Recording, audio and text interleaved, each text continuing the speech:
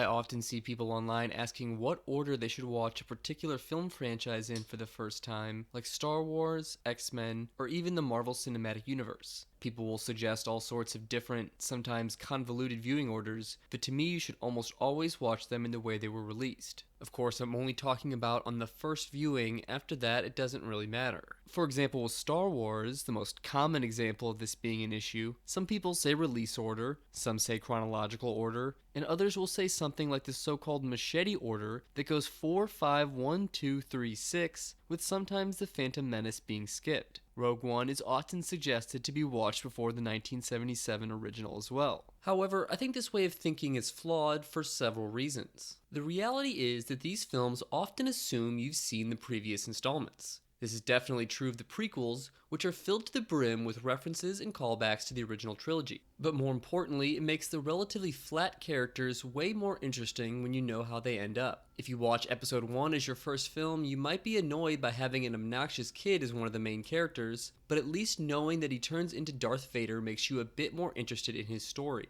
The characters of Obi-Wan and Padme are pretty flat and don't have strong character arcs, and their connection to the original films is the only thing that keeps them even slightly intriguing. Rogue One is just as dependent on the originals. In the end, we see Leia and she's given no explanation, as the filmmakers clearly just assume you recognize her immediately. When CGI Tarkin turns around, it's obviously intended as a dramatic reveal that would mean nothing to someone who hasn't seen Episode 4. C-3PO and R2-D2 just show up out of nowhere, and again, a viewer who hadn't seen the originals would be confused as to why the filmmakers just decided to focus on these two random robots for a moment. Rogue One was never intended as an introduction to the universe, unlike the 1977 original. It doesn't take the time to explain who the Rebels, Empire, or Jedi are, or describe the political situation. Also, if you watch them out of release order, it can make you look at things in a certain context that was not originally intended. For example, when Obi-Wan stops to explain the Force to Luke, it may feel odd given that you've just watched 3 movies that explored the topic in depth. It's no longer a surprise when he speaks to Luke after death, since we just heard Yoda talking to him about it. Plus, the various twists and surprises are mostly ruined. Sure, some of the more famous ones most people have heard through cultural osmosis, but maybe not for some of the smaller ones. A lot of the plot inconsistencies between the trilogies that people complain about might seem like flaws with the originals. You may know logically which one came first, but it could still subconsciously affect your viewing experience. The general consensus is that the prequels are highly flawed, so they might discourage someone from even continuing after 3 messy films. And if you include Rogue One, there's 4 whole films before you get to the best ones. Or take the X-Men films. Yes, you could certainly watch First Class before the original 3, but like with the Star Wars prequels, the filmmakers assumed that the audience has knowledge of at least the main characters of Magneto and Professor X.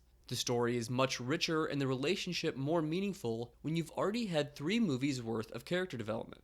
Wolverine has a random cameo, and this part is definitely taking advantage of the fact that viewers already know who this is. If you hadn't seen the other X-Men movies, this scene might seem pointless. Also with the X-Men films, there are so many different convoluted timelines and a serious lack of continuity that trying to watch them in chronological order doesn't really have any advantages. In this franchise, it's more about possibly skipping the terrible entries rather than trying to watch them out of production order. And while Logan is set in a separate timeline, it's much more satisfying having seen Jackman portray the character so many times. I will admit there are a small number of film franchises that have extenuating circumstances that might break this rule. An interesting example is in the adaptations of Tolkien's work, where the Hobbit films were set before Lord of the Rings movies but produced after them. Normally I'd say you should watch Lord of the Rings first, but you could make a good argument for the other way around since the original novels were written in chronological order. However, The Hobbit is so different from the book it's adapting that it hurts this argument. Tons of references and connections to the Lord of the Rings that weren't in the books were added by Peter Jackson, and he definitely was assuming the audience had seen them before watching The Hobbit. I think story-wise, either way is probably fine, but in terms of quality, it might scare someone off to show them 3 films of relatively low quality to start out with. You might be more willing to accept the fault of the Hobbit movies if you're already engrossed in the world from Lord of the Rings. Another possible exception could be watching Wonder Woman before Batman vs. Superman, because the stories aren't that related, and Wonder Woman is generally considered to be a lot better. The DC Cinematic Universe is a lot different than something like Star Wars, in that the plots of the various films are not as closely related. However, if you know for a fact you want to watch all of the DC films in that continuity, I still think you might as well watch them in order. If you're at all interested in film history, it's especially important to watch series in their release order so you're viewing them in their proper context and you really don't gain anything from doing otherwise. Of course, I'm sure there are plenty of people who strongly disagree with me, but those are my thoughts on the matter. That's all for this video. Thanks for listening.